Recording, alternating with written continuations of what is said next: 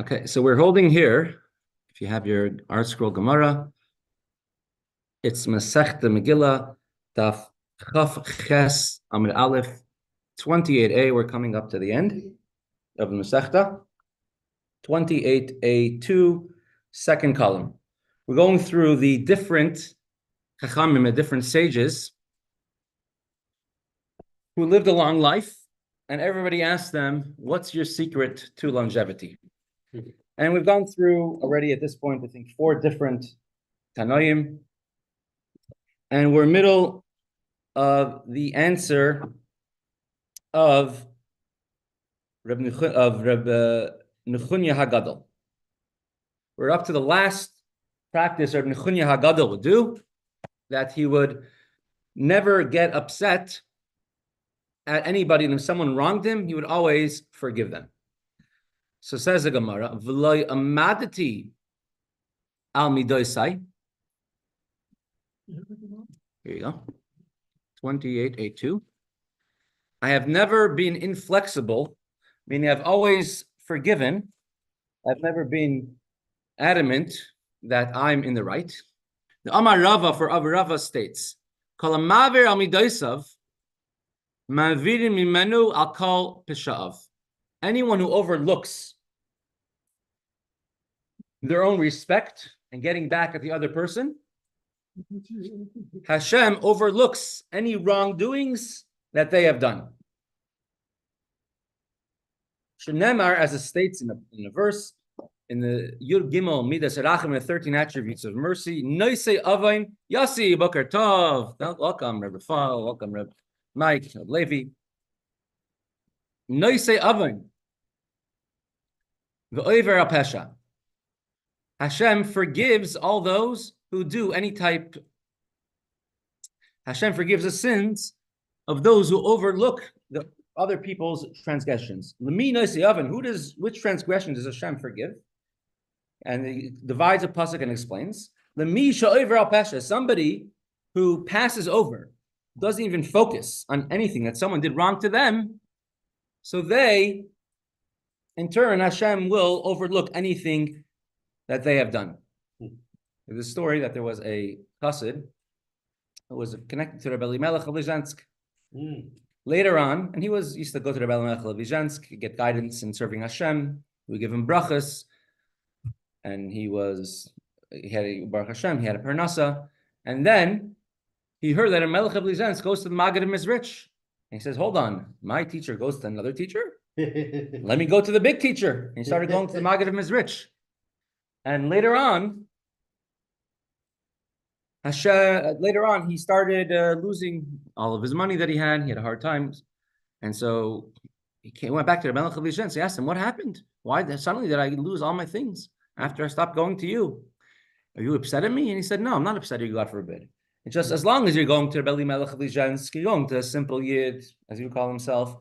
Hashem says, okay, you're overlooking, and you don't have to go to such a great tzaddik. You're going to someone as simple as Melech of Lizhensk. Hashem says, okay, I'm going to be very lenient with you as well. But once you decided, I'm only going to go there, the Maggid is rich, so the real tzaddik, Hashem says, oh, let me start looking into this person. Is he such a real tzaddik? Does he deserve these brachas? So it's a special thing to always overlook, to quickly forgive. And just like you look for excuses for yourself, you should also look for excuses for other people too. Correct. Should be.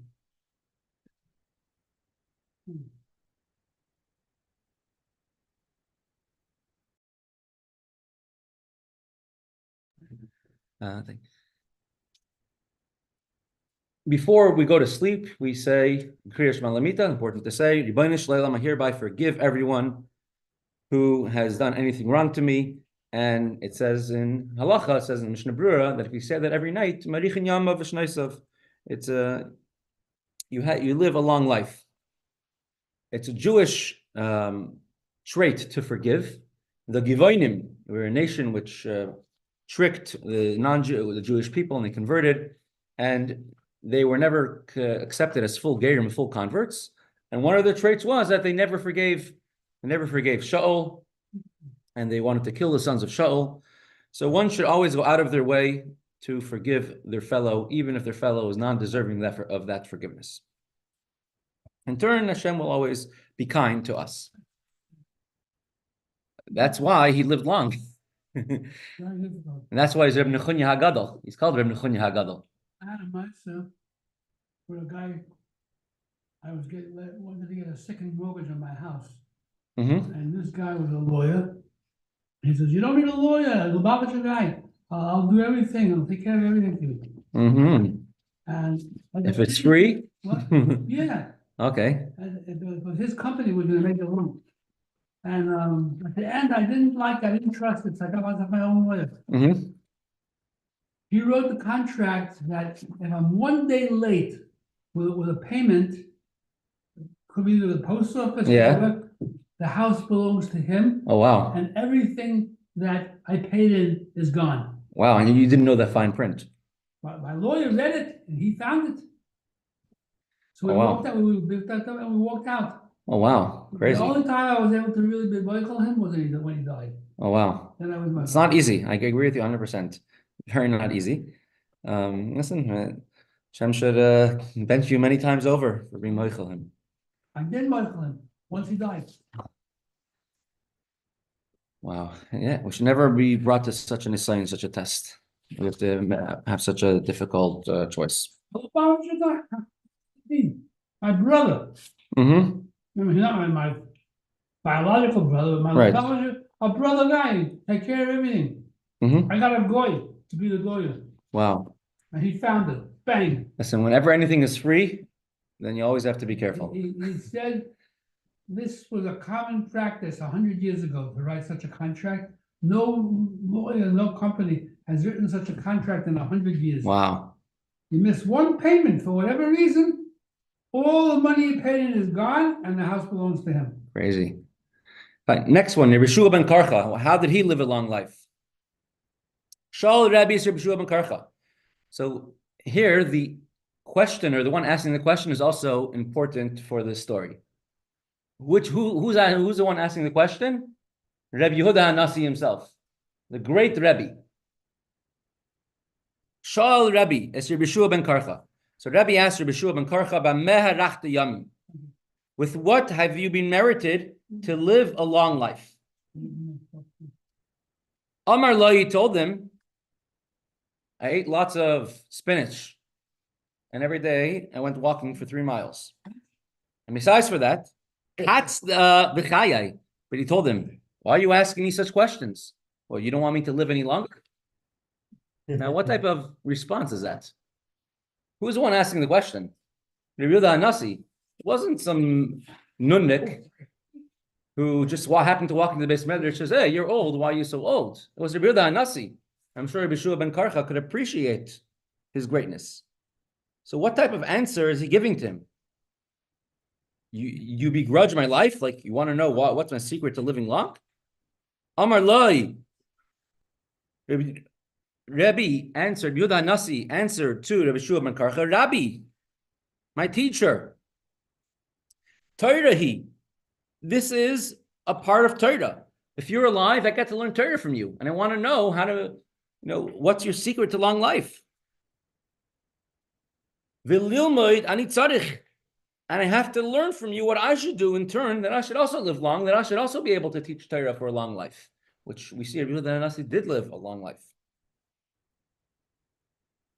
So then he answered, and Amar Lai told him, here's are the things I did. Miyamai, for my entire life,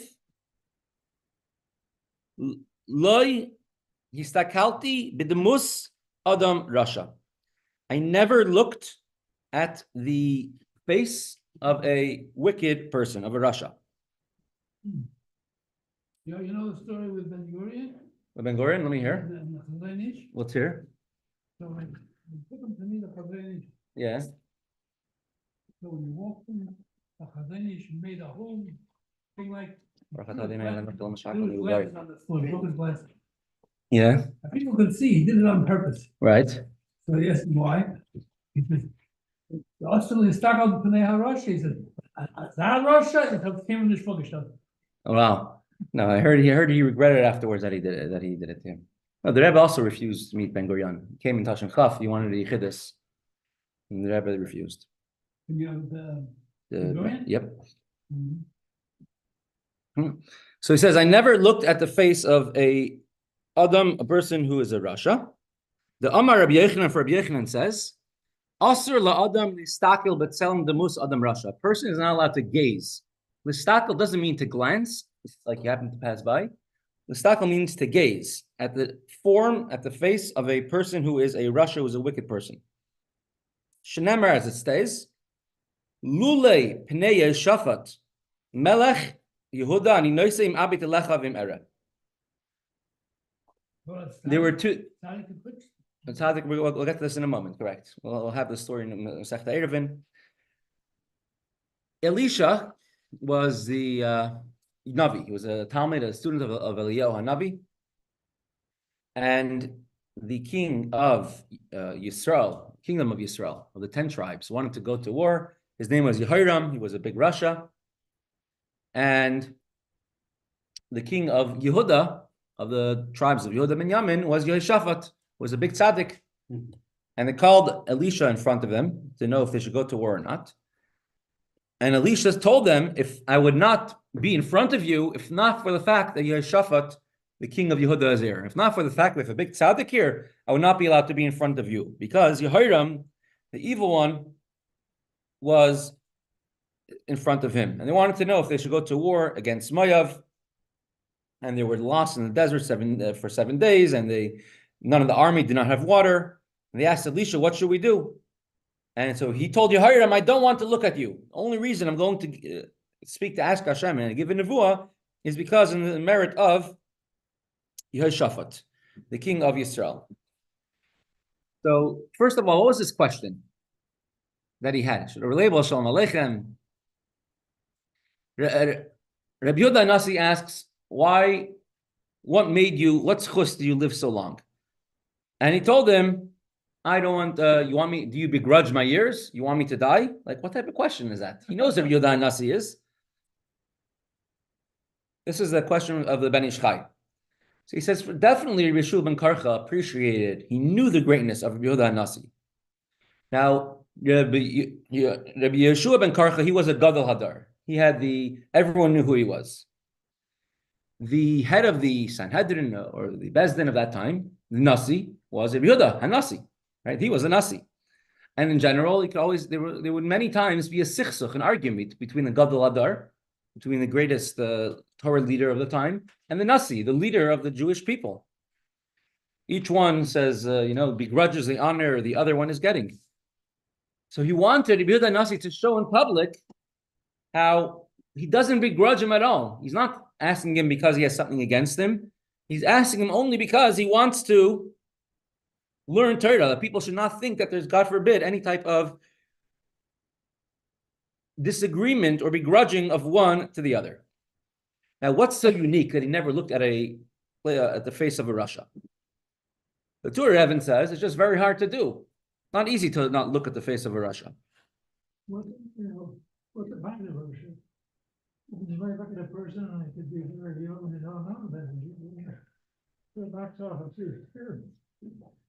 So there's a few answers. One is what defines a Rasha, what defines someone who's evil. So a well-known Rasha, someone like, they say, is a picture of, one time the Chaim was brought a picture of Hitler, Yamach Shammai, and he pointed out features on his face that he's coming from Amalek.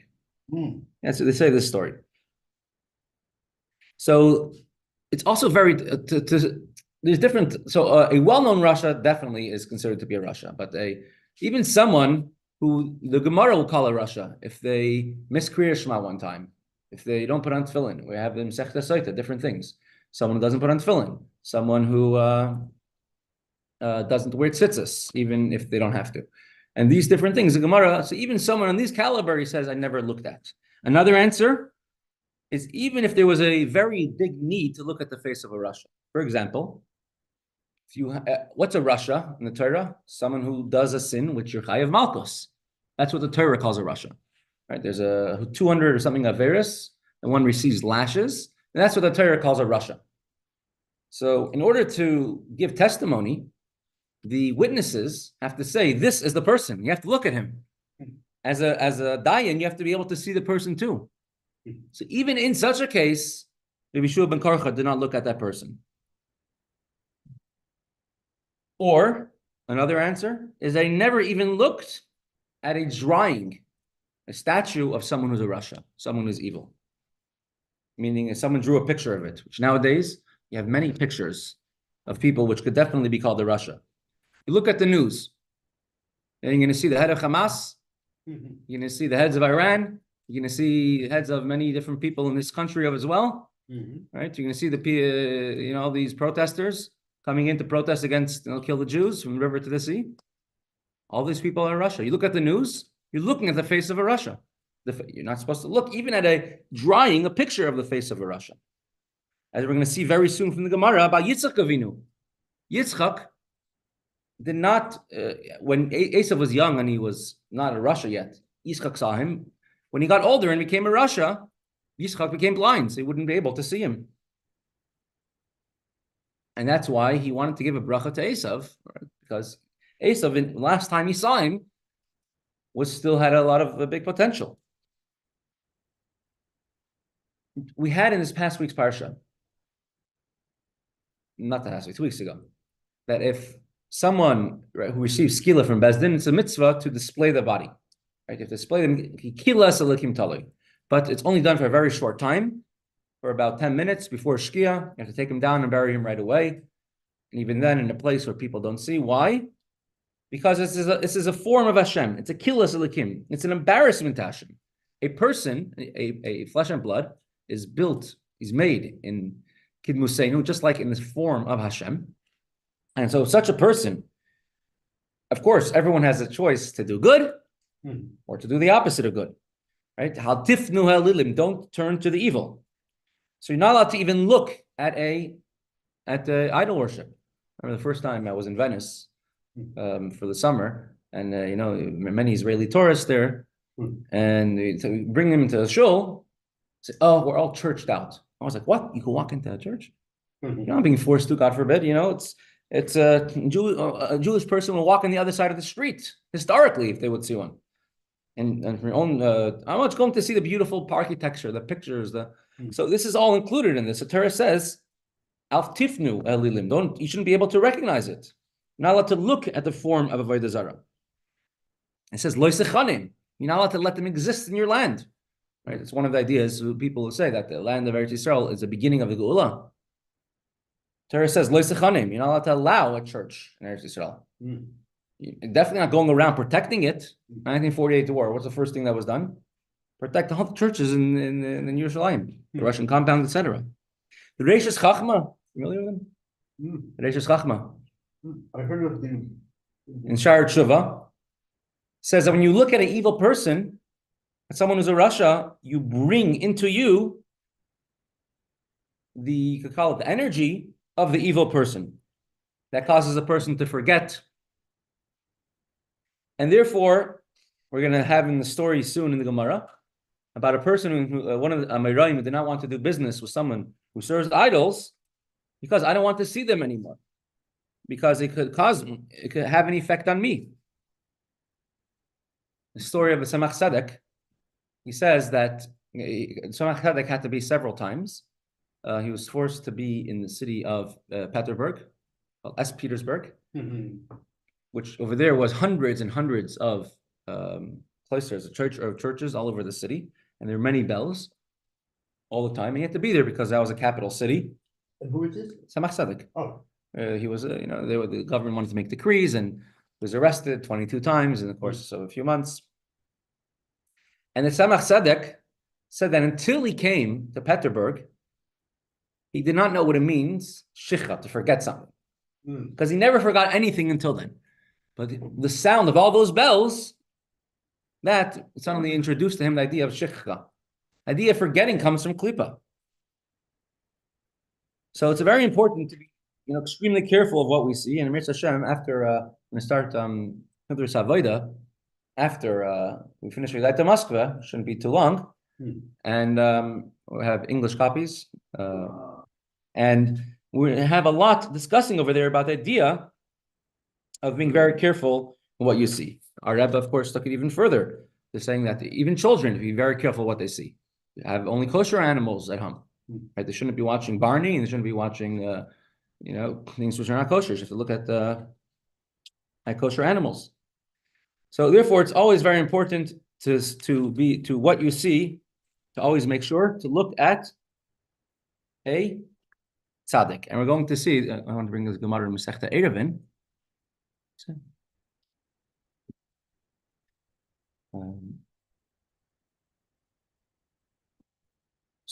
Please. The Gemara Mesechta Megillah Daf.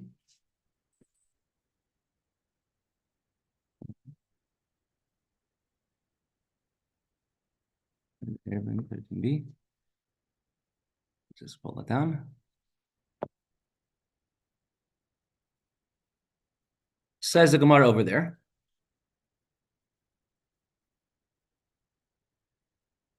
That the mayor says, Amar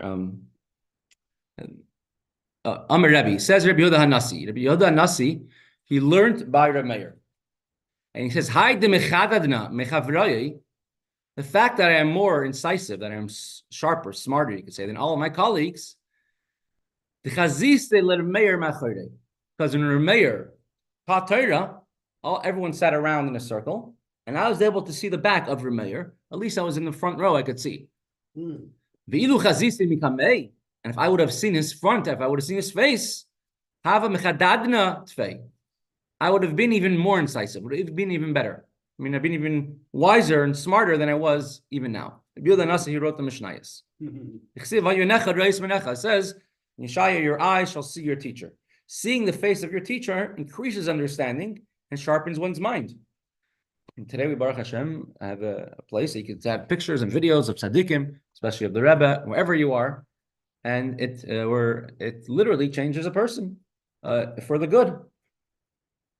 And more than once, right? People who I just read this today. Actually, do I even have it on the screen? I might even have it on the screen.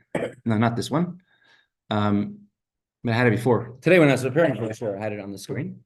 There was on my other computer. It's still open on my other computer. There's a child who was having a girl, was having nightmares in the middle of the night and coming and crying and screaming. And what the Rebbe says, put a picture of the Frierdiker Rebbe in front of her bed where she can see it.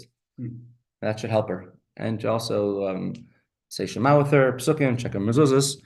But the idea is that another person wrote to the Rebbe that she's having hardships from time to time, and the Rebbe's write this by himself.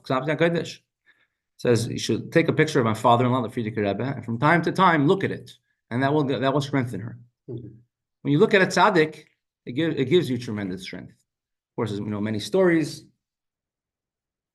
There's a person who went to the Rebbe, right, a Sephardi person, by dollars, and in Yechidus, was Yechidus or by dollars? So the Rebbe told him to do about a certain thing, and the Rebbe told him not to make an operation. And doctors were saying how the child has no hope, and it's the last minutes. And he came home at night from the hospital, all exhausted. And there's a picture of the Rebbe in his living room, and he took out his shoe and threw it at the picture of the Rebbe in anger. He says, because of Yama, listen to your advice.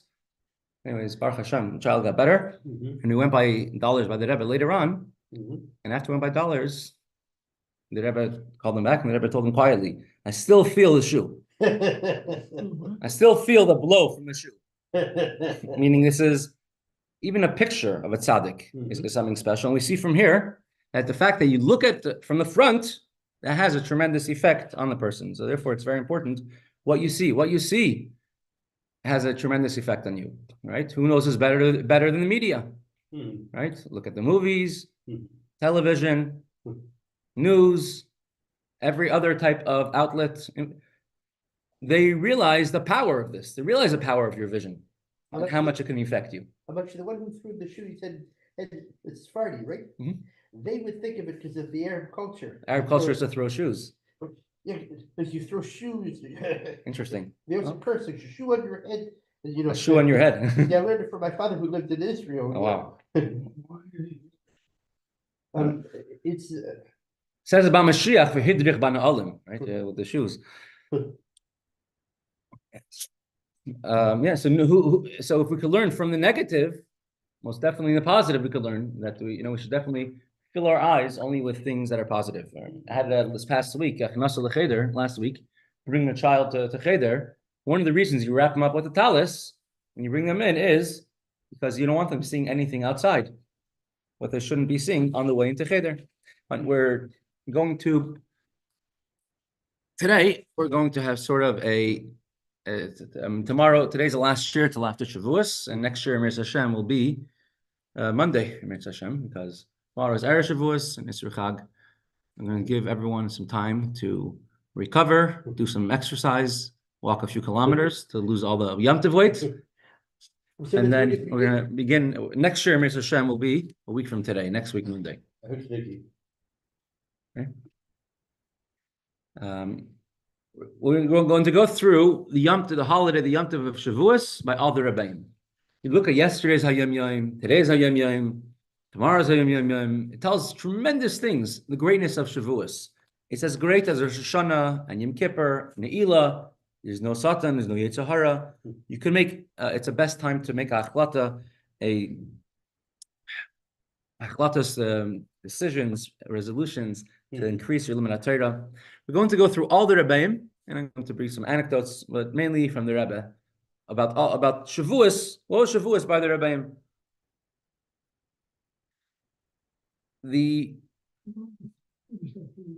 We're almost finished this whole Mesechta. We have like another 4 blot left, I think. Correct? About 4 blot left to the Mesechta. Let me just see. Megillah for Chav Ches, and it finishes by Lamed Beis. So about Chav Tes, Lamed, about 4 blot left to this Mesechta. So we're almost done the Mesechta. Maybe we'll make a big siyum together. Maybe in the 9 days we'll make a big siyum together. So everyone can make their own siyum. Now, on the second day of Shavuos is the passing of the Baal Shem Tov. Yeah. Baal Shem Tov, during his lifetime, he always made a special Yom Tov, a special holiday on the second day of Shavuos. It's the first 24 hours after Bnei Yisrael received the Torah, and that's why the Maggid and Rich explained was a great Yom Tov of Baal Shem Tov. Baal Shem Tov passed away on the first day of Shavuos, Tav Kov Chaf, 1760. Before he passed away, he told his Talmidim to sing the Niggin of Michal Zlotchever, one of his Talmidim. It's called the Niggin of his Eirus Rachmam Rabim, a Niggin which awakens Rachmanas, mercy on the person. And Baal Shem Tov promised that whoever will sing this Niggin with a awakening, a feeling of Teshuvah, I will hear them, and wherever I am in Shemayim, I will join in, and I'm going to bring Rachmanas on them for this person. It's a long Niggin.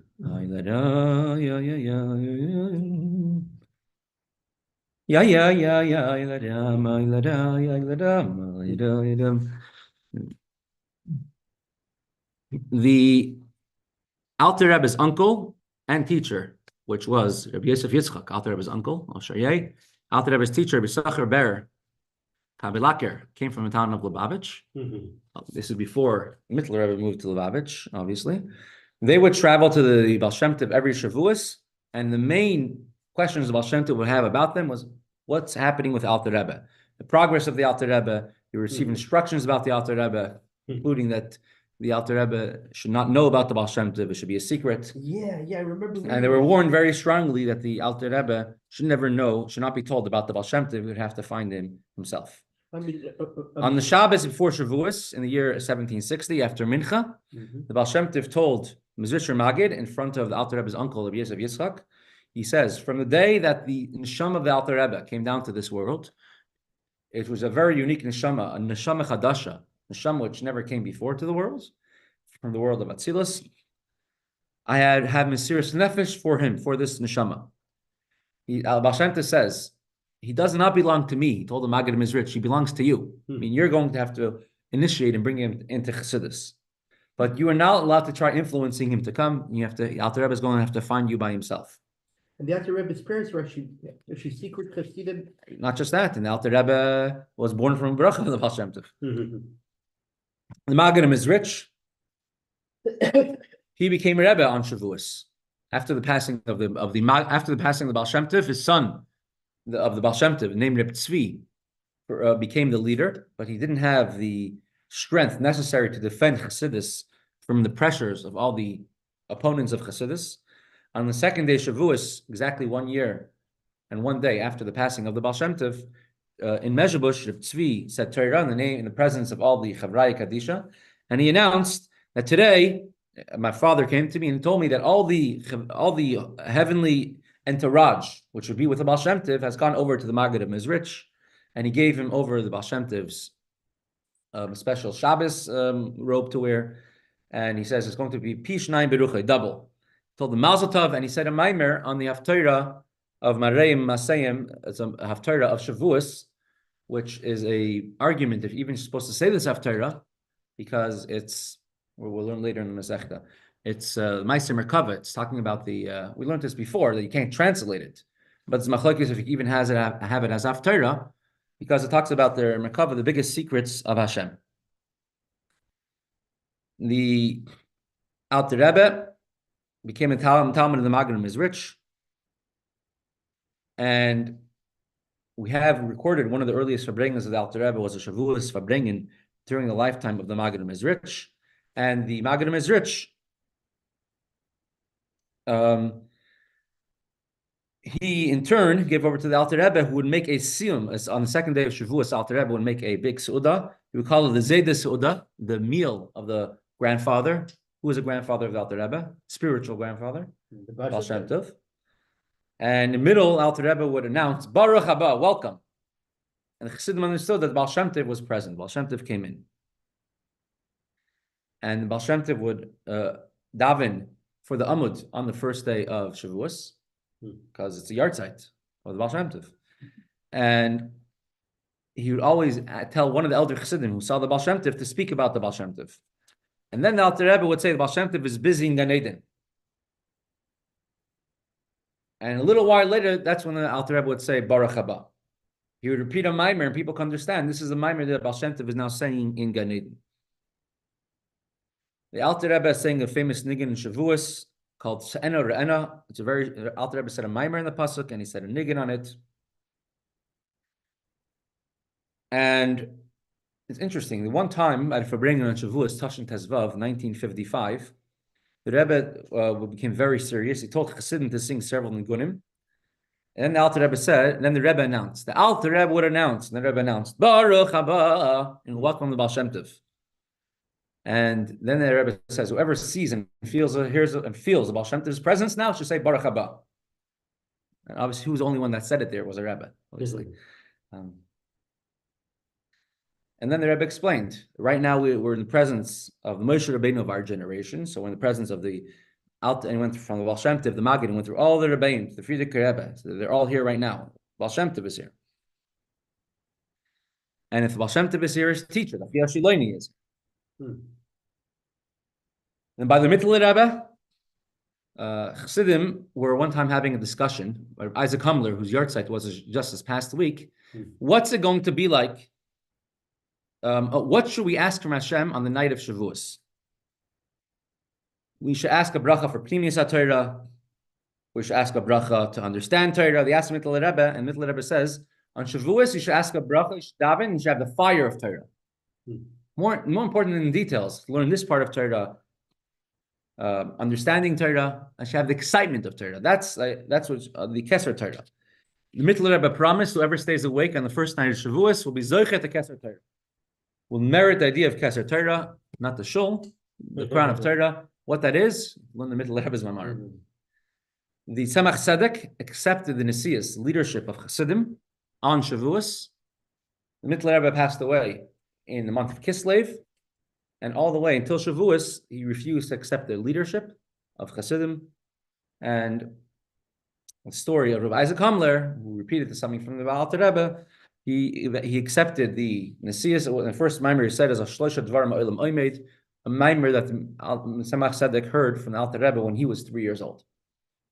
and he said that Maimer.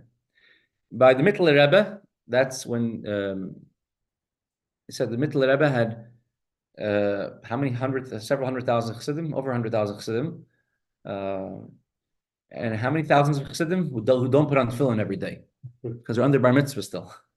That's how many. And it was a custom in those times that the rabbanim, the rabbis, would travel to the, of course, chassidim would travel to Tzemach Tzedek on Shavuos, because on Sukkos, the rabbi was usually the only one with lulav and esrog in the city. Everyone had to go to the Rav's lulav and esrog. On Pesach, there's a lot of questions that come up. On Shavuos is only Yom Tov where they're able to come to the Rab Tzemach Tzedek, and that's when he would always say Mamarim. It was called Chag HaMatzos. Matzos means matzah.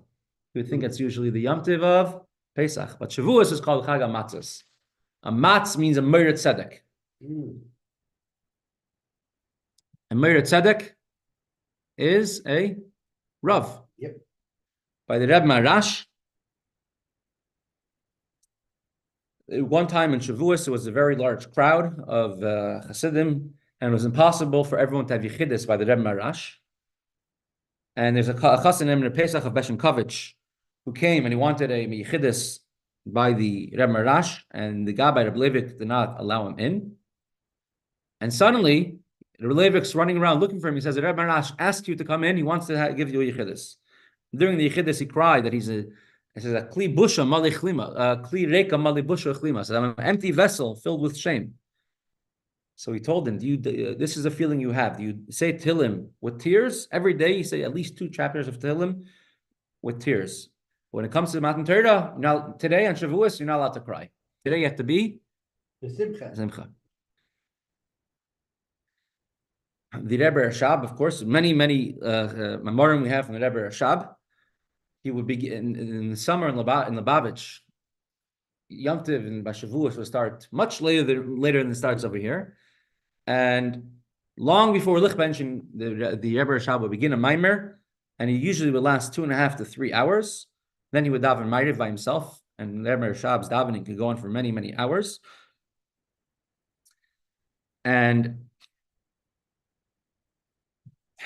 there's a tremendous amount of Mamorim. One of the guests who would come every year to the Rebbe Rashab for Shavuos was the Rav of Yekaterinoslav. His name, who was the Rav of Yekaterinoslav?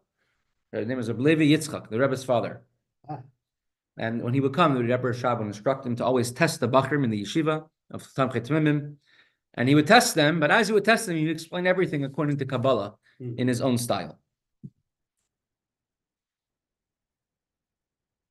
And who would test them? The Rebbe's father. The Rebbe Rashab would say Tikkun Leil Shavuos 2 times. You know, Rabbi Hillel Parcher would say it both nights of Shavuos. We stay at both nights.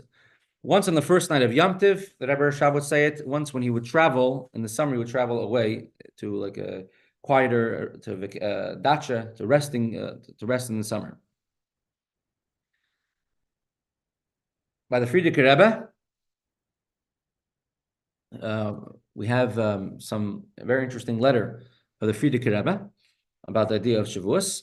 But many times in a letter, he wouldn't call it Yom Tov Shavuos, he would call it after Matan Torah. After Matan Torah. I want to hear about this after Matan Torah. There's a Rebbe, you said. The Frierdiker Rebbe, we'll call it Matan Torah. Because for a tzaddik, it's actually experienced Matan Torah. And for all of us, we should also re-experience Matan Torah.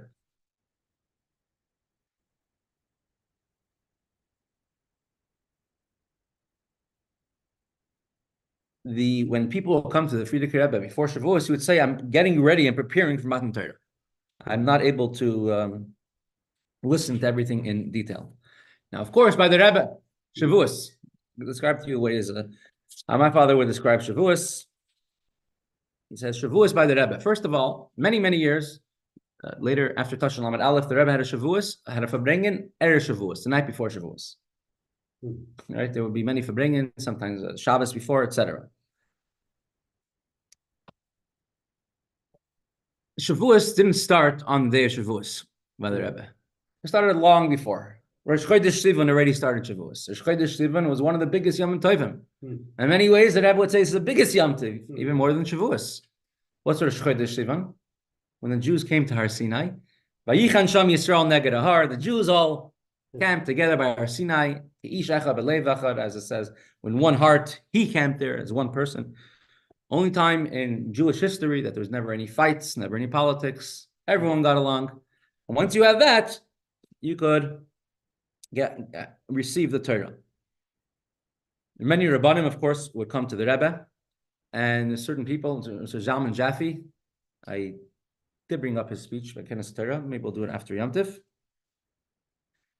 So Zalman Jaffe, he was one of the people who would come to the Rebbe every single year for Shavuos, and he wrote diaries. He gave it once to the Rebbe, and after that, the Rebbe told him, publish your diaries, make it longer. And thanks to him, we have a tremendous sense of humor, very funny person, and we have a lot of diaries that he wrote of the Rebbe. The Shabbos of Varchim Sivan, the Shabbos before Sivan, already when the Rebbe always bring Shabbos of Varchim, the whole Ara, Matan Torah, was already prevalent. Later on, in the year Tashrin Mem, from 1980 onwards, the Rebbe said, and the Rebbe encouraged that every single Jewish child, who are the guarantors of the Torah, should be present in shul. Men, women, and children, and it's a very big thing. Newspaper advertisements. Here we do it in Pittsburgh, of course. In Eretz Yisrael, it's done in a big way. I mean, again, to Israel and experience firsthand how we do it. You go in the streets screaming a whole song, come to Mesibot Shavuot. Hundreds of kids show up everywhere, and you get your Arctic, you get your ice cream. And the Rebbe spoke about the urgency. It says, when does it happen that we receive the Torah with the same thunder, lightning, excitement as the time of the giving of the Torah? Happens during the Kriyas Torah, reading of the Torah. Experienced this myself every Wednesday in New York. We used to go on release time. As Rabbi Karp said, that's how his first exposure to Lubavitch from Kite was. Release time, where you take boys out of the public school for an hour, boys and girls, and you teach them Yiddishkeit for the last hour of school. And you take them to a shul nearby. One day, Wednesdays from 2 to 3. And so one year, the first day of Shavuos was on Wednesday. So just because it's Yom Tov, you're going to stop it? Mm-hmm. No. They're going to public school and we shouldn't stop it. So we walked all the way to that neighborhood in the Sheepshead Bay, and we took all the kids out of school. Right? We walked with them to the shul instead of driving them. And on Shavuos, we arranged a minyan to hear Kriyas Torah, to hear the Saras Adibros for all these kids. And literally, I mean, public school kids in general, in New York City especially, maybe Israeli kids and Russian kids especially, have a very hard time listening to rules. They made a lot of misbehavior. When we read the Torah, I literally saw what it means, standing like with trembling and awe, standing eyes wide open. They all stood in front of the bima. They wouldn't sit anywhere else in the shul, wide-eyed, looking straight at the Torah. It was a tremendous sight to see. The first night of Shavuos by the Rebbe, there was, of course, Itkin Ma'ariv. And Ma'ariv is very late because you have to daven after Tzeis. And then there's Itkin Shavuos. And then there was what's called a Matan Torah Maimer. The Rebbe will come down to shul, I think at 1 o'clock in the morning on the night of Shavuos. And the Rebbe would say a Maimer. It was called the Matan Torah Maimer. The way it started was in the year Tashrin Yud Beis, 1952. Chassidim gathered in the shul to say Tikkun. This is when the Rebbe introduced Kabbalas HaTorah b'simcha b'pnimius, a wish that everyone should receive the Torah with joy and pnimius in an internal way. And says it started with the Rebbe Marash, the Frierdiker Rebbe also, and the Rebbe uses terminology hundreds and hundreds of times, maybe thousands, if you're counting all the letters he wrote these in. And in the year 1952, so after people finish saying Tikkun, it's getting pretty late. And, you go to mikveh, right, before it gets light. The Rebbe entered the shul and asked, where's everybody? There are only about 15 people left then in 770, 1952. Someone says, they went to the mikveh. So the Rebbe asked, Yoel Khan, you could say the human tape recorder of the Rebbe is also there? He said, yes. The Rebbe says, So the Rebbe says, start singing the Maimer Niggin. And they said a Niggin of the Maimer. And the Rebbe said a Maimer that night. It was called and it was called the Matan Torah Maimer. So at around 3 o'clock in the morning, the Rebbe would come into the shul every single year after that, till the year Tashan Lam in 1970, and the Rebbe would say a Maimer.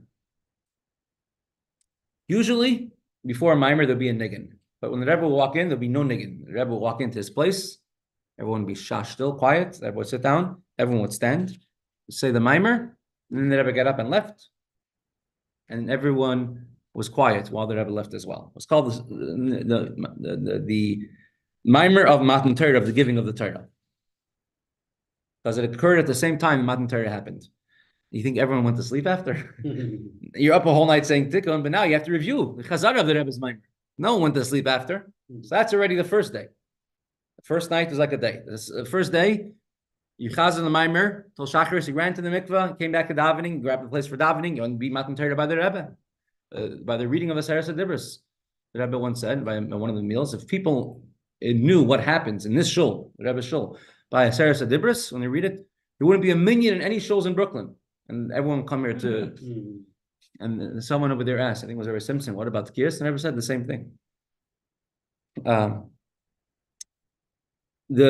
Until the year 1970, the Rebbe had this on the second floor in 770 in the Frierdiker Rebbe's apartment, because his mother-in-law, the Frierdiker Rebbe's Rebbetzin, was living. And they stood this on both nights. Only Shliach Chassidim would come, and there would be deep discussions. After they do Chazara on the Maimer, then they grab a place for davening, and then there'll be davening. And right afterwards, let's say you have a meal, they would get together again to review the Maimer. And then you go on Talucha. What's Talucha? You walk to shuls in other neighborhoods or other shuls, and you bring simcha. Simcha is when you have a new face they didn't see. Panim chadashis, and it brings them simcha. Then you came back. The Rebbe would many times come out at a certain time, 11 o'clock at night, I think. Welcome those who came, everyone who came back from Talucha. And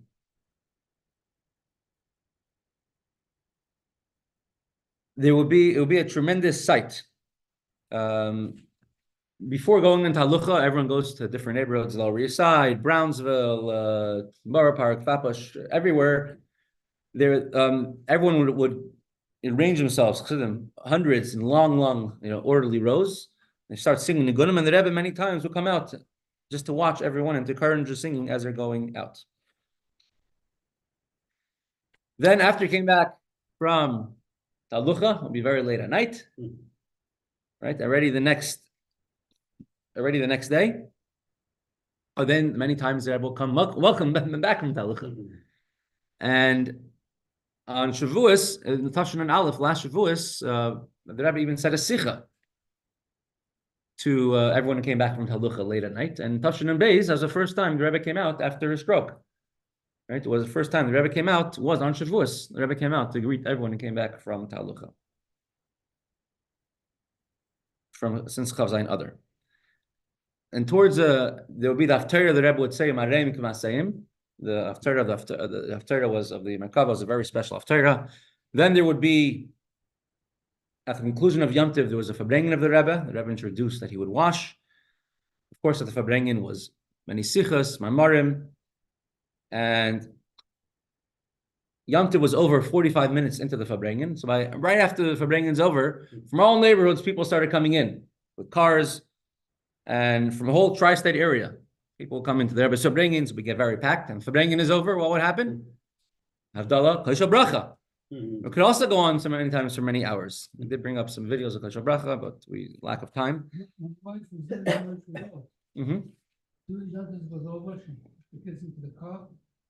Drive down to Kol Bracha. She would make it from Montreal to Kol Bracha. Wow. Many times there's a sicha just about the whole Talucha.